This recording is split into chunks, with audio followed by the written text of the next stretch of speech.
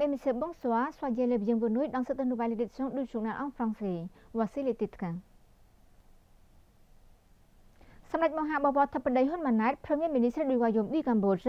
a proposé hier d'étudier la zone de Phnom 1500 comme zone de conservation pour l'écotourisme car il s'agit d'une zone naturelle rare au Cambodge et a demandé également de s'inscrire Songkran du Cambodge sur la liste du patrimoine mondial.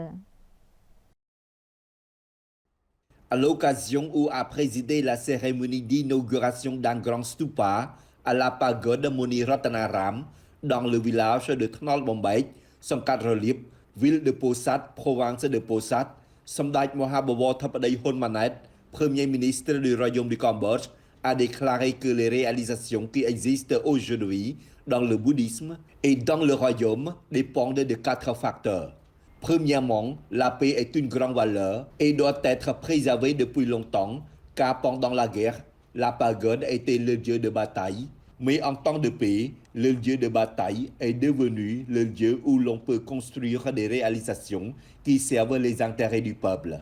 Deuxièmement, la liberté dans la pratique des diverses religions.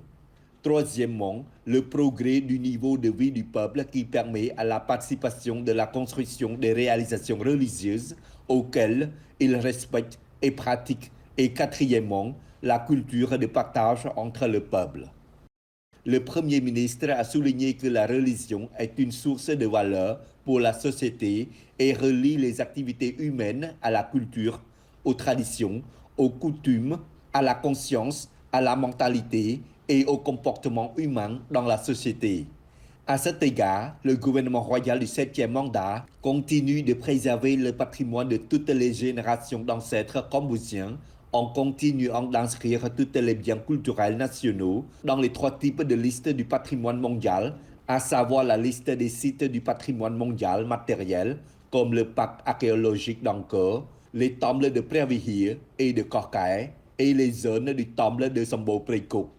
La liste du patrimoine immatériel, comme la danse du ballet royal, le Bokatao, et la liste des mémoires du monde, comme les archives du musée génocidaire de Tulslang, le compte Inalbosba, etc. Dans le même temps, Samdaj Thapadei a déclaré qu'il avait déjà chargé le ministère de la Culture et des Beaux-Arts de préparer les documents pour demander l'inscription du Songkran du Cambodge sur la liste du patrimoine mondial. Si rien ne change, il sera enregistré en 2026 pour promouvoir et préserver l'héritage de nos ancêtres khmer pour nos descendants. Concernant la conservation de la forêt dans la province de Posat, le Premier ministre a demandé une étude menée par son Excellence Kauratana en collaboration avec les institutions et les autorités compétentes pour désigner la zone de Phnom 1500 comme zone touristique, car c'est un espace naturel rare au Cambodge. Samdaj Thapadei a soutenu le projet d'investissement pour le développement de l'écotourisme et du tourisme forestier lié au territoire qui doit être soigneusement étudié avant la délivrance de la licence commerciale qui doit être demandée par l'intermédiaire du ministère de l'Environnement. À cette occasion, Samdaj Thapadei a également rappelé à tous les responsables concernés de continuer à prêter attention de tout cas illégal lié à la déforestation, car il s'agit d'un bien commun pour l'avenir du peuple à travers le pays. Samdaj Thapadei a salué les efforts des dirigeants, des fonctionnaires, des autorités compétentes à tous les niveaux qui ont bien coopéré pour permettre à la province de Posat de développer dans tous les domaines selon le potentiel de la province, en particulier l'augmentation des réalisations bouddhistes. Son Excellence Chan Ketana a inspecté le lieu pour organiser la cérémonie royale de la journée de l'arbre 9 juillet 2024 qui se tiendra dans la province de Posat. Dans la matinée du 30 mars 2024, Son Excellence Chan Ketana, conseiller du gouvernement royal, vice-président permanent et secrétaire général du Comité national des festivals nationaux et internationaux, a inspecté le lieu de préparation de la cérémonie royale de la journée de l'arbre 9 juillet 2024 à la station de diffusion et de la réhabilitation de la forêt de Sokrom dans le village de Prek Ang, commune de Samraung, district de Phnom Kravang, province de Posat, qui se tiendra sous la plus haute présidence de Sa Majesté le Roi Norodom Sihamoni, roi du Royaume du Cambodge. Son Excellence Chan Ketana, un conseiller à certains dirigeants des ministères, institutions et autorités locales concernées de la province de Posad d'être suffisamment préparés, tels que la préparation du pavillon, la participation des gens, les travaux de sécurité et de l'ordre, et toutes sortes de plantes, etc., afin que la célébration de la journée de l'arbre le 9 juillet obtienne un bon succès qui apportera des bénéfices à la croissance du secteur de la forêt, des animaux, de la biodiversité et de la croissance au secteur touristique.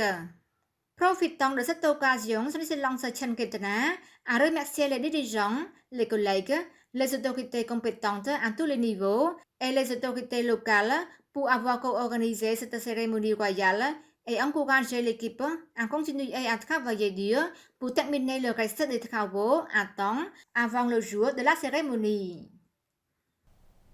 Le cours de formation numérique sur la transformation numérique en ingénierie a été clôturé le 29 mars sous la présidence de Son Excellence Sokhom Ratthibut, secrétaire général de l'Ordre des ingénieurs du Cambodge. Son Excellence Sokhom Ratthibut, secrétaire général de l'Ordre des ingénieurs du Cambodge, le cours de formation numérique sur la transformation numérique en ingénierie est ciblé sur 3 points principaux. Premièrement, la technologie clé pour promouvoir la révolution numérique. Deuxièmement, l'utilisation de logiciels modernes. Et troisièmement, le modèle de gestion des données dans le contexte numérique pour maintenir une haute sécurité. Son Excellence Sokhom Ratthibut a poursuivi que les ingénieurs constituent une ressource indispensable pour contribuer au développement durable du pays, ce qui nécessite de comprendre et de suivre les développements technologiques actuels et futurs.